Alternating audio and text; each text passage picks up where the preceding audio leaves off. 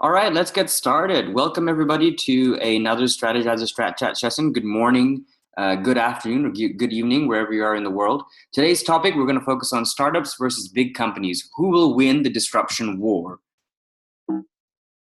As always, I'm your moderator, Kavi Gupta. I manage content and community as Strategyzer.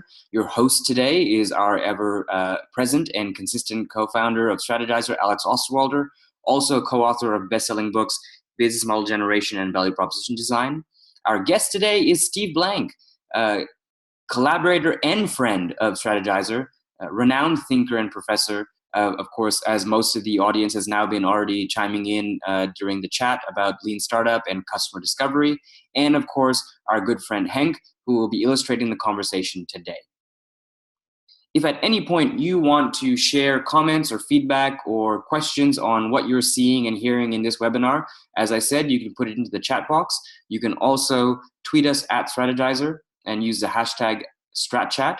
I also encourage you to visit the blog.strategizer.com to check out more content and topics on what we're talking about today, but also other elements of business model generation, value proposition design, as well as the other books that we're working on.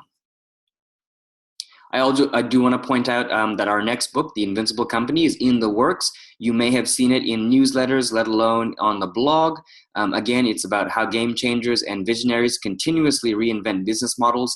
It's the hands-on book, and it will contain several practical and essential tools, including the business portfolio map, innovation metrics, the culture map, and a series of illustrated business model mechanics. The book is in the works. It is coming out in 2019. If you've been following along to the blog, you've probably seen some updates. If not, I encourage you to go check it out at blog.strategizer.com to stay updated on what we're doing and what's happening in the meantime. I'm going to pass the reins over to Henk, our illustrator. In the meantime, Alex, if you can share why today's topic is so important for this webinar session. Yeah, first want to welcome, well, thanks, Kevin. I want to welcome Steve Blank to our session today. It's always exciting to have Steve Blank on our little show because Steve has a very long startup career, advises a lot of startups, invests in a lot of startups, but also works, pretty strongly on the corporate side. You've been talking to a lot of large institutions around the world, so I think this is a really exciting thing. The topic, the war between startups and large corporations around disruption, I think, is a pretty timely one. In particular, Steve, you've written a couple of things around the topic. I think you have some pretty strong thinking. Who would you say has a head start these days in this disruption war between startups and large corporations? Well, certainly startups that's their business 100% of the time. That's a very quick answer. What do they have that large corporations don't have today that equip them better in this disruption war? Because it's their number one, their goal. But what gives them kind of the strength to do this? Compared to large corporations, we could say corporations have money, they have technology, they have patents, but they seem to be pretty weak in this already, let's say, decade ongoing kind of battle between the two groups. Yeah, in fact, it's a great question, Alexander. It's one I've been thinking about, and much like you, running into in the last couple of years, until I realized it's probably worth visualizing three columns. One that says startups, another that says companies, and a third that says government agencies, because they're all different. And then a set of rows about the distinctions between all three. And let's just start with percentage of company focused on innovation. Well, that's kind of fun, because in a startup, at least in the first year or two before you find product market fit, it's 100%. In a company, one could argue somewhere between 0 and 10%. The rest of the company is focused on execution, as it should be. Nothing wrong with that. But they have already found product market fit in their dim and past, and now they're basically harvesting that by building repeatable and scalable processes. And in government agencies, it depends on the agency, but almost zero, because again, The agency is kind of bounded by law, and most new things are done by, in the United States, contractors. The second row is, what can each organization actually do? When a startup on day one, you could do anything, including some actually start with the premise of let's break the law. Because if we succeed, there's a huge market at the other end, meaning billions or hundreds of billions of dollars. And by that, I mean Airbnb, Tesla, Uber, Juul, name the disruptive startup that actually on day one, if you look at it, in a corporation, if you would have proposed some of those ideas, the legal counsel, chief counsel would have been in your CEO's office going, well, let me explain to you the jail time that we're all going to face if we do this. And in a government agency, as I said, you can't do any of that. You're going to only do what the law prescribes that your agency could do. And we could go on, but I think the biggest mistake companies make is, the whole idea of lean started when we realized that startups are not smaller versions of large companies. I think innovators inside large companies need to understand is that your company is not a larger version of a startup. It's bound by different constraints than early stage ventures. And I'll give you by the way, one more, Alexander, the last one, is that in the 20th century, startups were bound by capital. They had maybe a couple $1 million. A well-funded startup might have $20 million. Today, some startups have more capital in large rounds than corporations have for their entire R&D budget. Hundreds of millions of dollars, in some cases billions. Unheard of. It's absurd. In the 20th century, a startup was viewed as an ankle biter to a large corporation, and today they're peer competitors. The world's kind of changed completely. So it seems there are a lot of things working against large corporations. One is that startups are focused on creating a new growth engine. That's their goal, and often it's disrupting an established player. And number two, they're extremely well funded now, so they can go a lot faster. And we've seen, with Reid Hoffman writing about blitzscaling, startups actually go really fast. Is there anything large corporations can do, or is that just the normal life cycle of corporations that, okay, you get big, you focus on execution, and there's a point where the life cycle ends and you should be replaced by new players? Is that inevitable, or can something be done? No, it's not inevitable. I mean, there is number one, it is interesting, as I think you've inferred and implied, is that there is a natural life cycle to a company.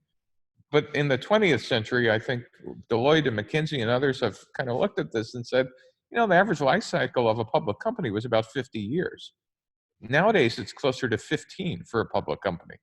Whoa, that means something's happening to them. It's not that CEOs have gotten stupider, it's that the environment has changed, yet companies don't have the tools and methodologies and skill sets to respond to that.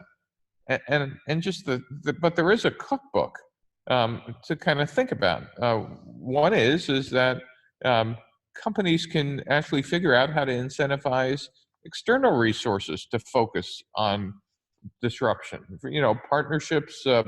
Apple and the App Store, in the government world, NASA, basically gave money to SpaceX and Blue Origin to build rockets for them.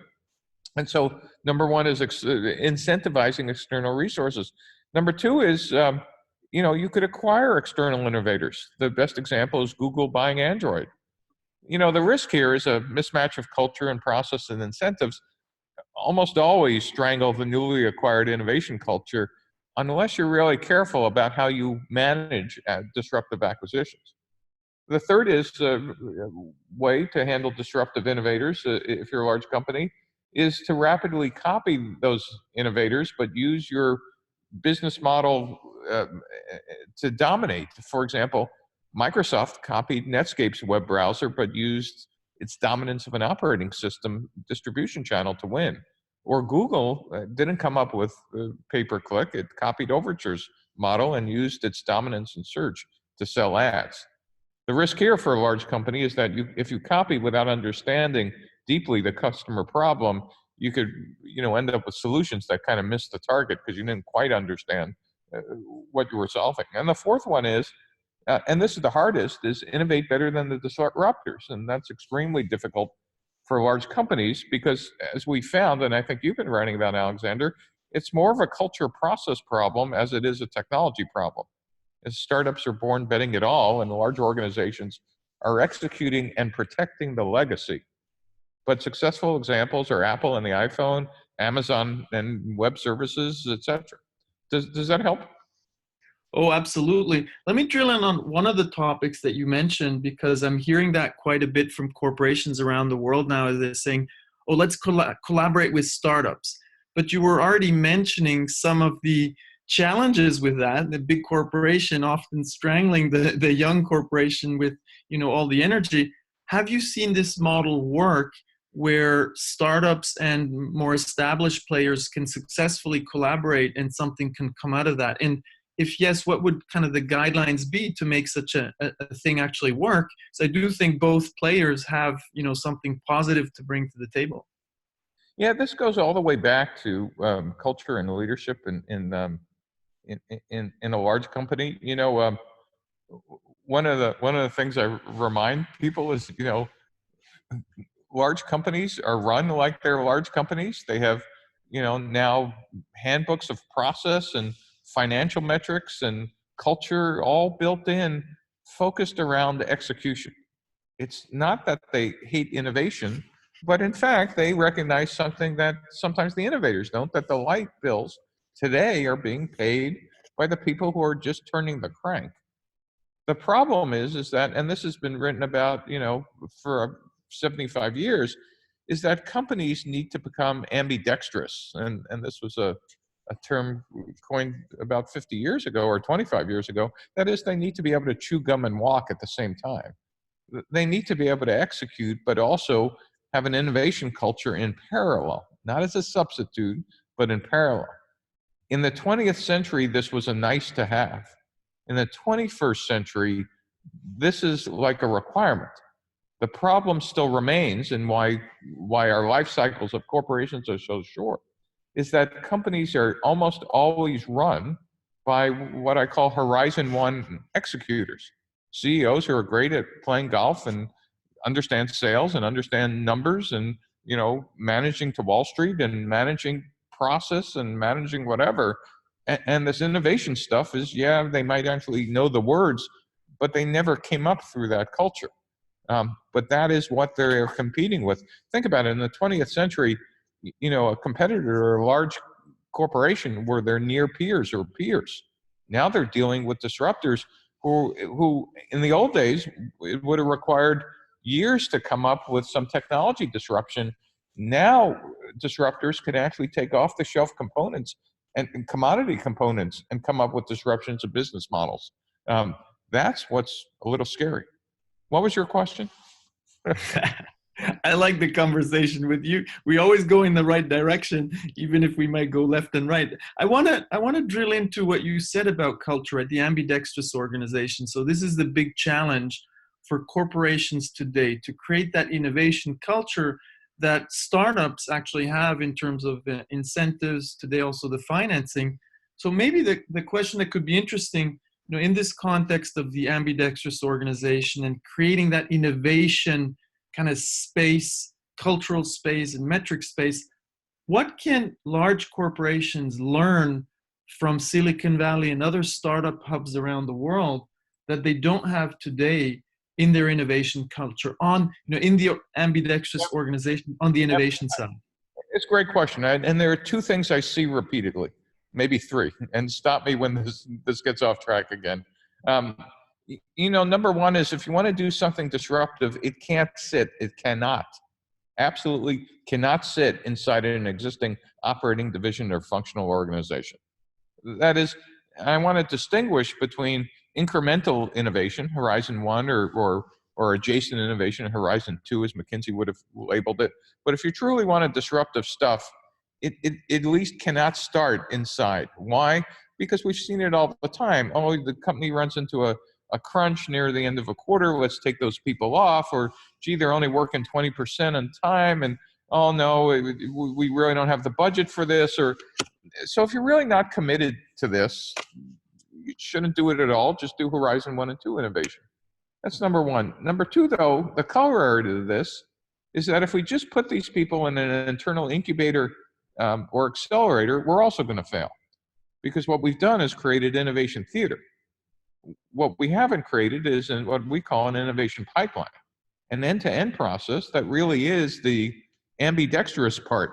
What is the equivalent to let's say, a process-driven, stage-gate-driven engineering process that takes, a year to get a product out versus a fast-track, operate at speed and urgency and deliver MVPs that are just good enough process that actually gets things out the door.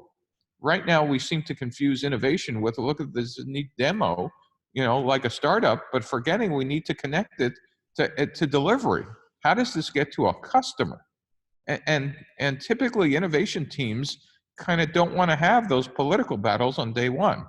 And I'll suggest if you're not having those hard conversations of what an end-to-end pipeline looks like for innovation delivery, then again, welcome to the posters and coffee cups and nice t-shirts, and maybe you get a couple of lanyards for your badges, but you ain't going to be delivering anything that's going to move revenue or the top or bottom line. And so that's my answer is, I guess, number one is get disruptive innovation out of execution organizations, but it should not be like theater. It should be a delivery organization, not a demo organization.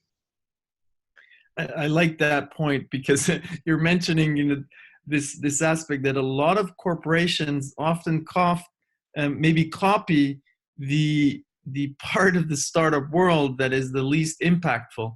One of the things that, and I know you have a couple of really good stories about, is the attitude to failure in Silicon Valley, in the startup world, and how that differs from the attitude, regarding failure in established companies. Can you elaborate a little bit on that? Sure. This is part of the culture. Again, another reason why you want to pull these groups out of any execution group, that is, pull innovation out of those groups. If you think about it, in a large corporation, we have job descriptions. We have job specs. And in fact, all of you who are in a large corporation, you should pull out your business card and take a look at it. The title on your business card is actually a virtual hot link to a page or two of a detailed job specification. And in a large company, that job specification comes from HR that says this job has been done before. We know what the requirements are. We know what you need to do day to day, and we know how to measure you. And so if you screw that up, it was a known function that other people have done well. So failure in a large corporation for the execution part actually is failure. You screwed up, and we might want to fire you for that. But in a startup is quite different.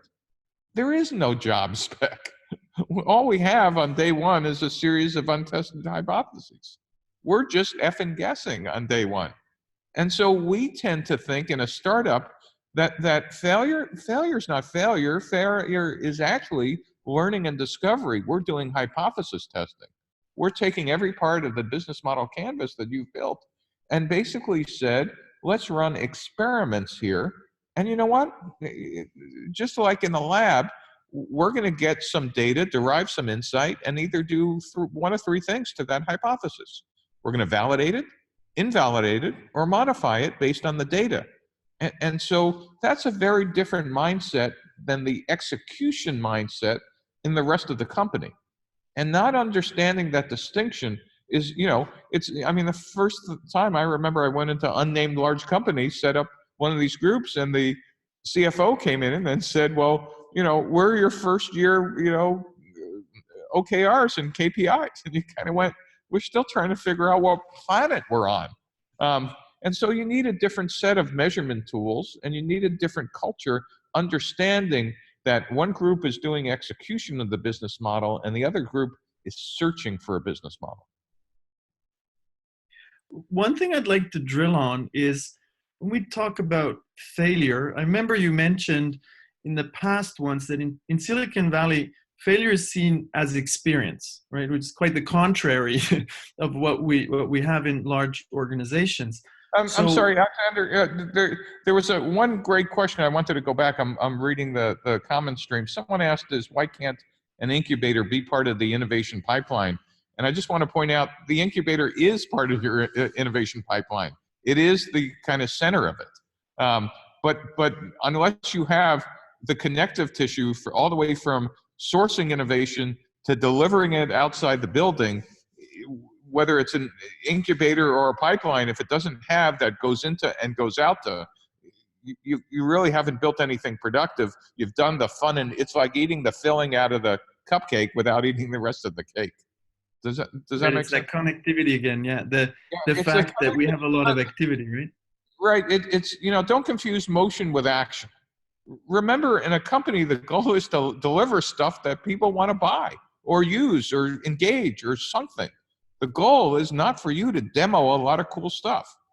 And unfortunately, a good chunk of corporate innovation has taken my work and your work and considered it's let's have a lot of fun. With all due respect, that's not the goal. The goal is to deliver stuff with speed and urgency that people want and need, and that gets delivered on time when they need it. That's very different from, gee, I'm the head of an accelerator. That is, if you had to ask a lot of heads of accelerator, what do you do? Delivery and customers, and revenue don't seem to be part of that. And that's what I just have a hard time getting. No wonder why, most people roll their eyes now when you tell them what you do. Once you connect it to delivery, and our job is to getting stuff out the door or integrating stuff into a new division and getting people to grab it out of our hands, that's when you got something interesting.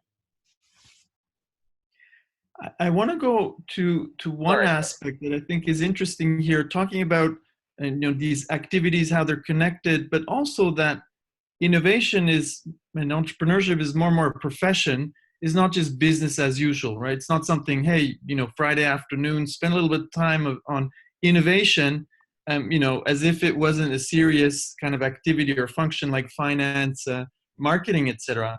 One of the things that startup hubs like the Valley or the Bay Area or London and Berlin have in common is that many of the entrepreneurs who succeed, they don't actually succeed the first time, right? They've been in 3 startups, they've seen things that work, that don't work, they understand this process of innovation from end to end. So to a certain extent, they understand this innovation pipeline because they've done it a couple of times. Is that something you see as well? Because you're very deeply into entrepreneurship education, and you're the father of modern entrepreneurship education. That idea of entrepreneurship being something you can learn, does that make sense? Because often people think, oh no, it's all about the creative genius. Oh, it's guys like Elon Musk or whatever. It's more like a inspiration from the top, from heaven, rather than actually a profession that you can learn over time. So obviously, all I'm going to share here is my opinion. But for your audience, I was a practitioner for 2 decades. I did 8 startups, and now I've been an educator for almost as long. And so here's what I've seen: is entrepreneurship and startups for founders are a calling, not a job. If it's a calling, like being an artist. If you're not called to being an entrepreneur, you shouldn't be anywhere near a startup or an internal innovation group. And there was one comment I saw that says, well, it should be fun. You're in the wrong job. Join the circus. Entrepreneurship for real, outside of the womb of a corporation, is a miserable job. It's actually the world's best calling. It's much like being an artist. Being an artist most of the time is not fun. You're doing it because it's your passion. You're driven to do this. And that distinction between let's have fun, of course we're going to have fun, but we're having fun because we're engaged with our passion. This is a passion-driven business. It is not a job spec. And let me separate out the early stage team from the later stage. Almost every successful startup has at least 2 people. Very rarely is it embodied in one. And that's the entrepreneur paired with an innovator. The innovator might be the Steve Wozniak who came up with the Apple II, but there would have not been an Apple without the entrepreneur, who was Steve Jobs, who could create a reality distortion field and remove money from people's wallets before he had anything and convince investors that he was going to change the world, and he did. Or Bill Gates versus Paul Allen. Paul Allen actually wrote MS-DOS or bought it and made it work. Bill Gates was the one who turned Microsoft into the company it became, master of the distribution channel, and was the business strategist. Elon Musk doesn't build rocket engines or cars. At Tesla, it's J.B. Straubel, who you never hear about, who came up with the entire battery architecture, but there would be no Tesla without Elon. And so for every great startup, you see that pairing almost from the beginning, innovator and entrepreneur. In a large corporation, you have plenty of innovators. They're in R&D, or they might have a business insight. It doesn't only have to be a technology insight. But in a large corporation, the entrepreneur is someone who knows how to passionately get something across the finish line. You see it in every large corporation. There are stories of heroics about how someone against all odds made something happen, and it's now our biggest product line or whatever. But in the past, we kept telling these stories of what I call heroic innovation without realizing that maybe we should actually build a repeatable process internal to companies rather than making these stories all one-off, which is why we came up with an innovation pipeline process, which says, let's start with sourcing and get a whole ton of internal and external ideas into the company. And then let's do problem curation of figuring out, well, do these match any problems that potential customers might have and might want to buy? Then let's prioritize the things we have in our pipeline, either by product line or by horizon 1, 2, and 3. And then let's do hypothesis testing and solution testing. And that is the kind of lean and ICOR and incubator part. And then some of it might actually require later integration. And then the last part about a pipeline, which most people kind of ignore, which is why this stuff dies, is how do we integrate this into our existing channels or engineering organizations or functional things to get it out the door? Or if it's unique enough, is how do we get internal funding to stand it up as a unique division or sales channel? That's an end-to-end process, but it's driven by people with passion. If your goal is to have fun, truly, it's not the right place. If your goal is you're passionately committed to kind of get stuff out of the building and see your idea turn into something used by thousands or millions of people, then you're the right person heading up the right group. Sorry, but I see, I've just seen hundreds of people, maybe thousands now, get confused because entrepreneurship is now this thing to do. It's kind of like artists. We teach art appreciation to everybody now because we realize that it's great to have kids early in their lives self-identify that painting or sculpture or writing is a potential career. And for the rest of us, it teaches us these other things that we should be exposed to, and so we could appreciate this stuff. But not everybody should or could become an artist. But some go to Juilliard or Cal Arts and whatever because they're going to follow their passion. That's how I think about entrepreneurs and entrepreneurship. And if you're managing such people, you need to understand the distinction between passion-driven entrepreneurs and innovators. Sorry. Yeah, no, this is excellent. I'd like to come back to that question. You touched on it, but maybe we can go into that again. There was a question in the group. What's the difference between innovation and entrepreneurship? So maybe you can just repeat kind of that message, because I think you have a very strong message there, because the distinction is not always clear to people. Right. So again, this is my glossary or distinctions. You could come up with your own. But the word always gets kind of confused. Is what is the difference? And to me, an innovator is someone who has some insight about creating something that never existed before, or making something that exists much better. And again, in the Silicon Valley, we tend to think of it as a technology innovation, but it could be an innovation about a channel opportunity or pricing or something that is unique. But most innovators, I'm not going to say all of them, but most innovators, certainly on the technical side, the people I run into, are not the same people who you would say can get out and like raise $100 million on that idea. Maybe if, they're the AI space or something hot, but almost, or inside a company, figure out how to convince your sales channel to do something different, or, to convince the CEO and the board to kind of build this new factory. That takes a different character. Those are just entrepreneurs, are the people who know how to make stuff happen against all odds.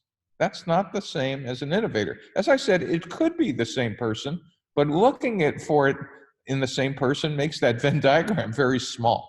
I mean, they do exist, but they're very rare. It's the combination of the two that's like hypergolic. That is, they catch fire when they just touch each other. And the examples I used, again, Gates and Allen, Musk and Straubel, Wozniak and Jobs, are all kind of canonical examples of those innovators and entrepreneurs and what happens when they get together.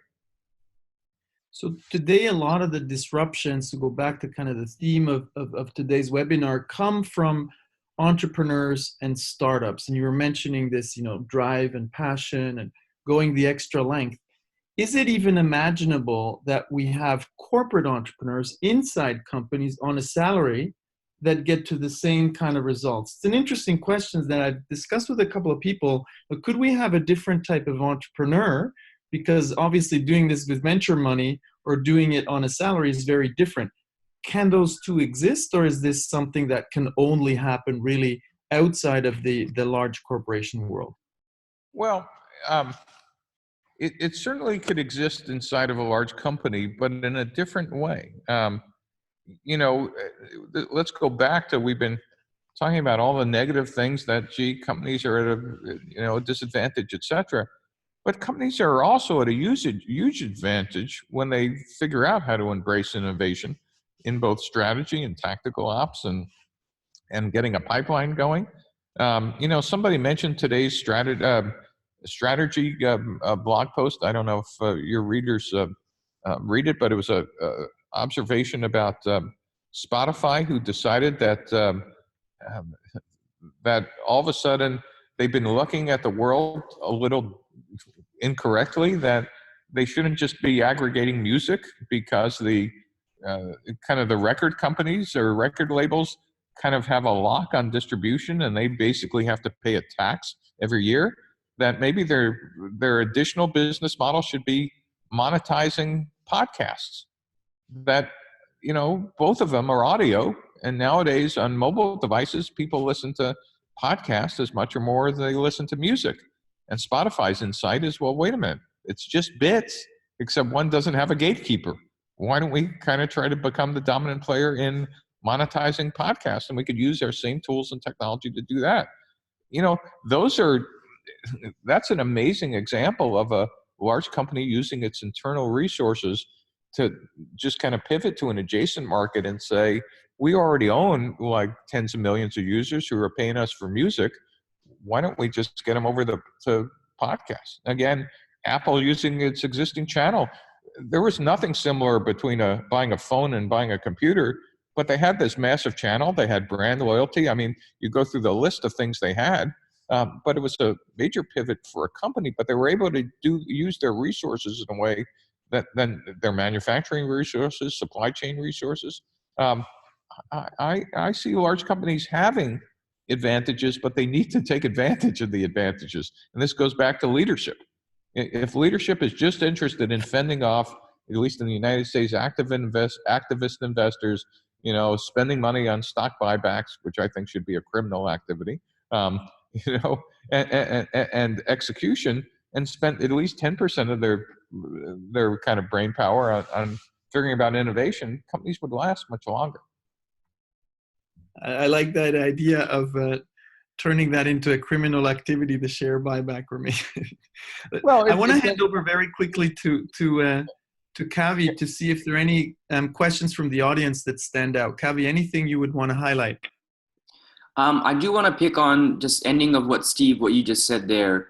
One of the questions that came through was, how real is it, or how realistic is it to create the role of the intrapreneur inside of a large corporation to boost innovation culture, innovation practices? Because what you just mentioned talks about internal resources being used to make new business units, new business ideas into real businesses. But labeling it as an intrapreneur is something that I don't think we've seen enough of.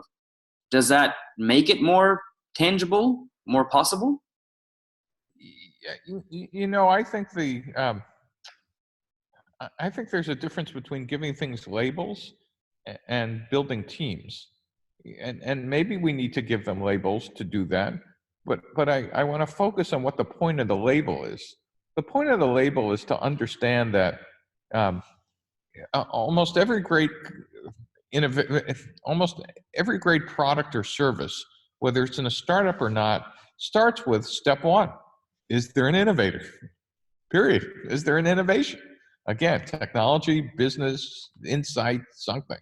Step two, is there an entrepreneur paired with that innovator who wants to take that idea and, expose it to the world?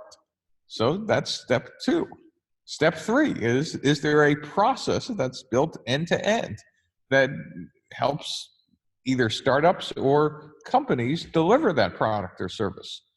And in doing so, in a company, if we need to kind of give it a name, sure. But I think what we really need to do first is kind of define the process. And for those of you interested, on my blog, I've kind of written about this innovation pipeline. It's been in HBR as well. I'm not flogging the pipeline, but I just want to point out is if you don't agree what the process is, starting with titles and job specs seems a little backwards. Start with the process of what you want to accomplish. Who do you need to accomplish it? And yes, if my company needs an official spec on these people, fine, but I think you've already lost if you need a job spec for that. You want to get the most passionate, committed people into this.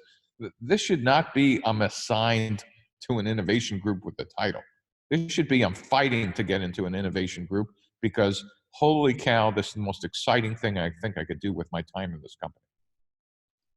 So I find that really interesting because one of the comments that comes through quite a bit in this chat is the idea of large companies always being late to the party. Do you feel that the historic companies of the past that created much of the successful businesses that we see today, let's say the Henry Fords, et cetera, never really laid down that process to be adjustable or adaptable as times changed? So one of the things that it's worth thinking about is that some of the most innovative not all, but some of the most innovative large companies are still run by their founders. That is, the ones capable of literally pivoting or creating radical new businesses. Amazon, Apple when Jobs was alive, Netflix, Tesla, SpaceX, and maybe they're just the most visible. They're all run by their founders. There are obviously large corporations who are equally innovative, W.L. Gore, for example, and others who are, multi-generational companies who are still being innovative, but they built that into their culture. This goes back to leadership culture, fighting against a pure 100% execution process. So it's possible to do that, but it starts with leadership. It starts with culture, and then process flows down. As I said, this was important in the 20th century. It's survival in the 21st. It's just becoming increasingly obvious that life cycles in most industries are compressing. And they're compressing from multiple directions. I'd like to go back quickly to the entrepreneur topic. So, as you pointed out, it's really about culture and processes to kind of enable, people with the right passion to explore ideas and to bring them to the next level. So one of the things I often like to say is that it's not a people problem, that most established organizations, when they have a couple of thousand, 10,000, 100,000, 200,000 employees, it's very likely that they have the innovation talent. There's really mainly about putting those processes and organizational structures in place. Would you agree with that? Or do you think, corporations have to work more on that innovation talent that we see coming out of the startup hubs of the world? Well, it depends on, interestingly enough, on physical location. If you're a large company in Silicon Valley, there's a lot of opportunity elsewhere. And you could very easily beat the innovators outside and entrepreneurs into leaving. For a lot of people in large corporations, it's kind of maybe the only choice, and ends up to be a very frustrating career. Because as I said, if you're an entrepreneur, it ends up to be, against all odds fight, when in fact it should have been a built-in process. But to answer your question, I've met as many, and it just always kept surprising me until I realized my mental model was just simply wrong. There are more innovators and entrepreneurs in large corporations than there are in the sum of all startups in the world. They've just made different career choices, but they are there. What they lack is a process that allows them to innovate and execute at the same time. It allows the company to innovate and execute at the same time. Companies beat out of these people the experimentation and risk-taking mindset. In a startup, that's like the going in coin to join. In a large company, it's like, well, that's nice. Now get back to work. Turn the crank. So eventually you could beat that out of people, but in fact, we need to do, I think, completely the opposite. It's just that we have not had a physical place, and a place that could actually diagram out where did these creative people go inside your company to pull this off? Who owns this, and what's the goal in delivering stuff, and where's it resourced? If the answer is if you can't draw that in your company, well, then you're going to have a bunch of frustrated people who might leave or just might not be contributing to any percentage of what they're capable of. So it brings us back to the ambidextrous organization, right? So we need to create that space, physical, mental, right, and also incentive-wise, so entrepreneurs can actually emerge. One of the things, related to that space, the ambidextrous organization that you've written about a little bit, is that's the space where the so-called H3 innovations kind of emerge, right, from the Horizon model of McKinsey. But you wrote about how this, traditional H1, H2, H3 Horizon model by McKinsey doesn't apply the same way they thought about it back then when they created it. Can you elaborate a little bit on this? Because it's very closely related to this topic of disruption. Well, say the last part again, Alexander. I'm sorry. It's when we talk about disruption, typically large corporations think about H3 as, okay, those are the growth things that we're going to do, and they have a certain time horizon there. Now, you were writing about how this doesn't apply anymore in the same way. Well, so number one, there still is disruptive ideas that just require years to build. I want to build a semiconductor fab. The laws of physics and construction say it's going to take a couple years. Or I want to build something physical, there are lots of things that do require time. But the key idea now is that there are startups and your competitors who've realized you could build disruptive ideas with existing components of just reconfiguring a business model. Uber did not require a ton of new technology. I mean, there was technology to build, but they did not require stuff. They realized internet, drivers, new business model. Airbnb certainly did not require a whole set of new invention. Yes, it required software to manage all that stuff, but it was a business model innovation. And by the way, those innovations on day one, those types of Horizon 3 innovations, look to large corporations like minimum viable products. You go, that's buggy, unfinished, it doesn't have all the features, but it's disruptive. Or the scooters out there.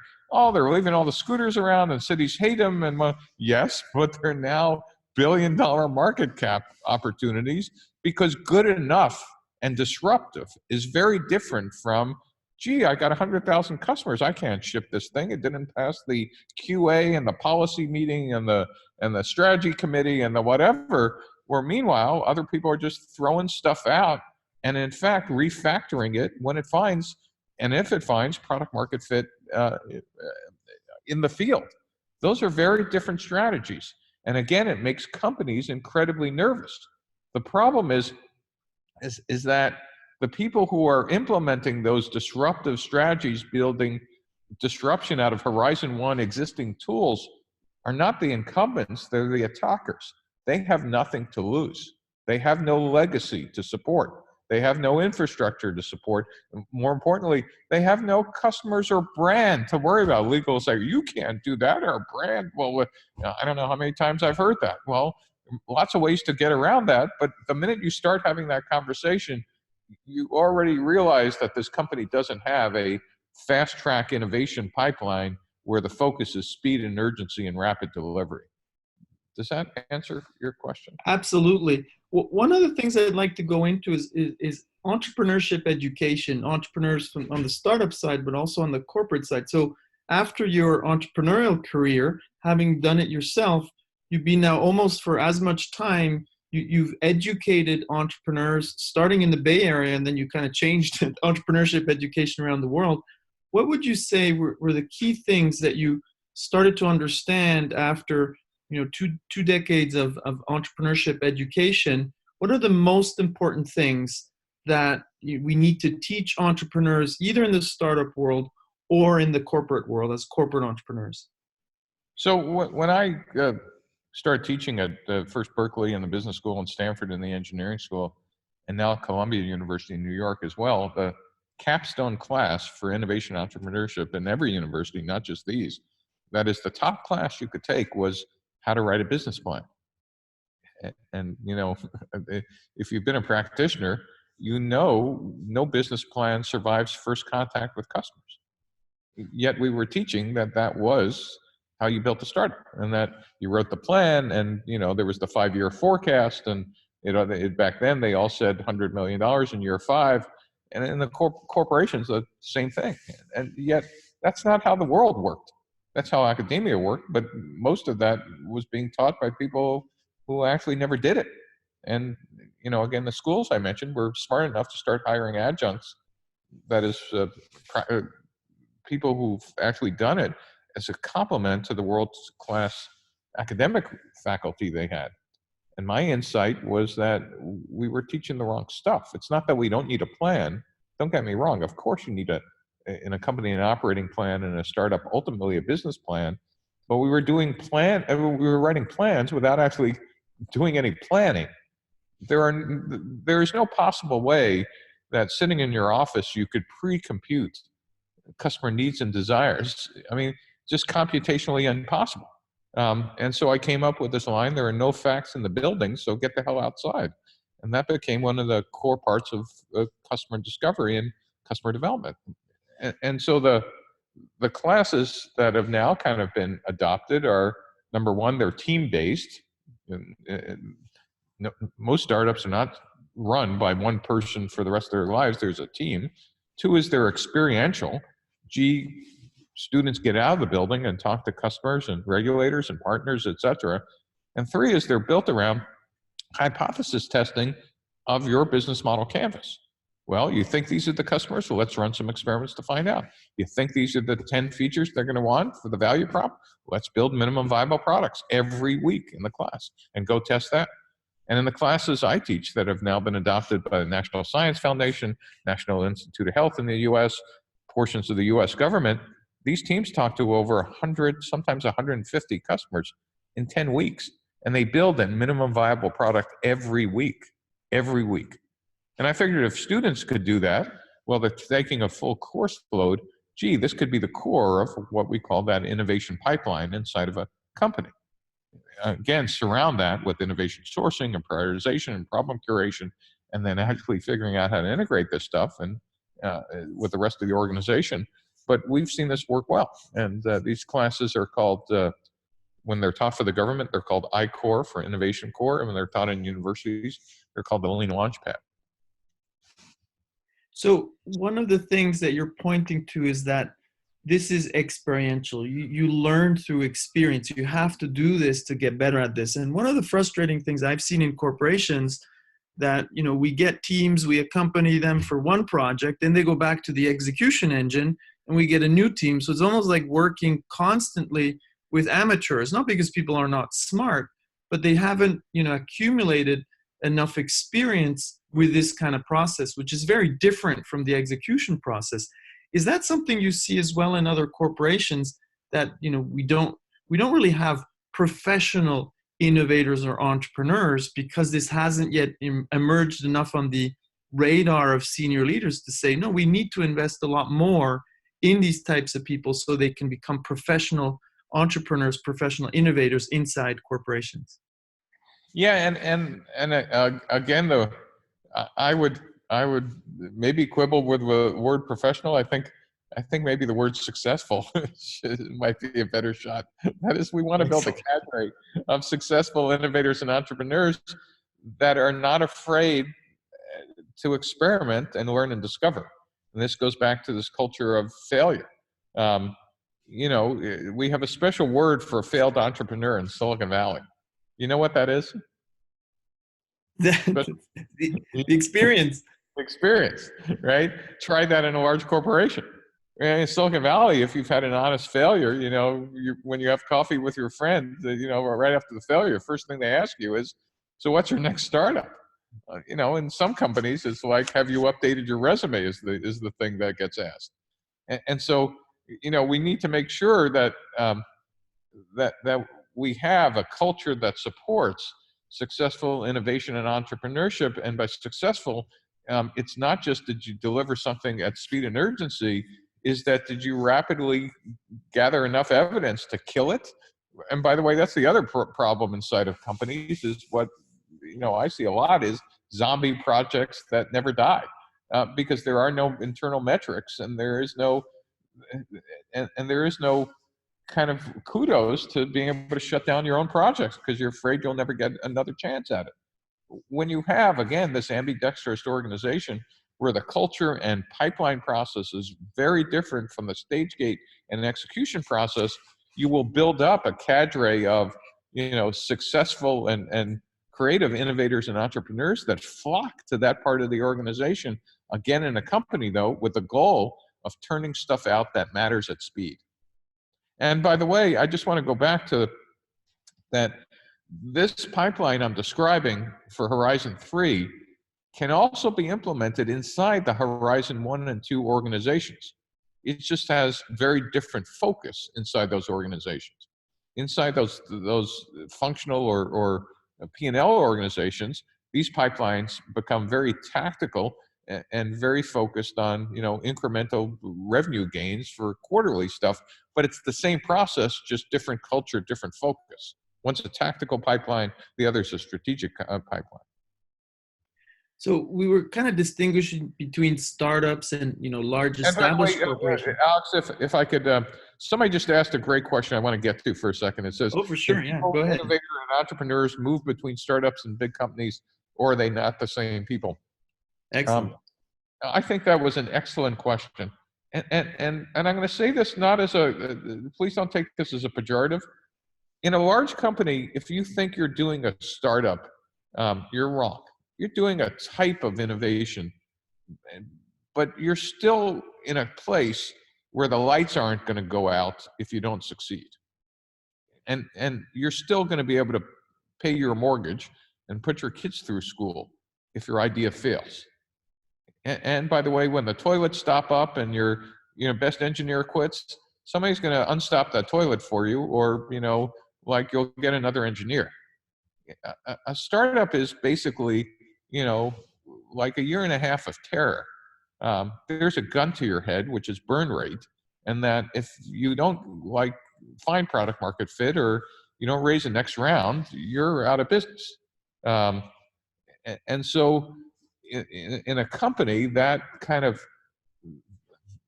that sword over your head doesn't exist.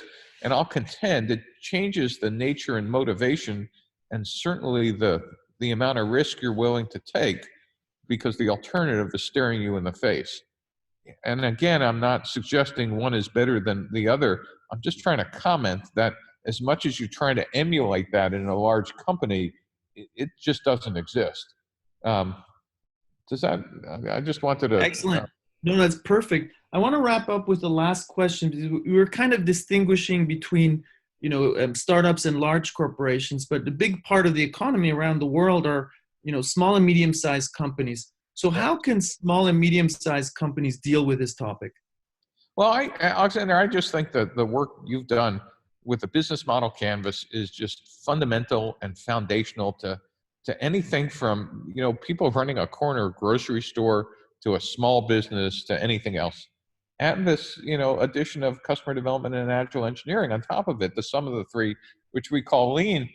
Everybody should be at least thinking this through, whether you have a separate group or whatever, is like, who are our customers? Like, how do we know what's the right product market fit? And should be running these exercises continually. I just think the tool set that you've started and we've added to is just invaluable for any size business, and starting to think about growth and just being able to stay alive for the next couple of years, whether it's to feed the family or whether it's to become a public company. It's the same tool set, it's just the scale. And the other thing to note, by the way, is if you are a small business, you need to be careful about the types of stories and literature and whatever you read, because a lot of that stuff and blogs and stuff I write about and Hacker News, these are people who are focused on venture funding. And when you get venture capital outside, that allows different recruiting of and scale versus small businesses.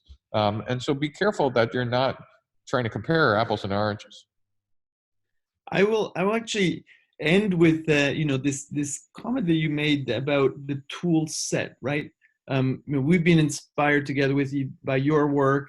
You've integrated our work, and we both know there are a lot of other pieces to this tool set, right? Yes. I stole your work. I remember that. It was a fun moment meeting at the Stanford cafeteria. But I'd really invite everybody who's listening to go further in terms of reading all of this stuff out there and asking, how do these pieces fit together, right?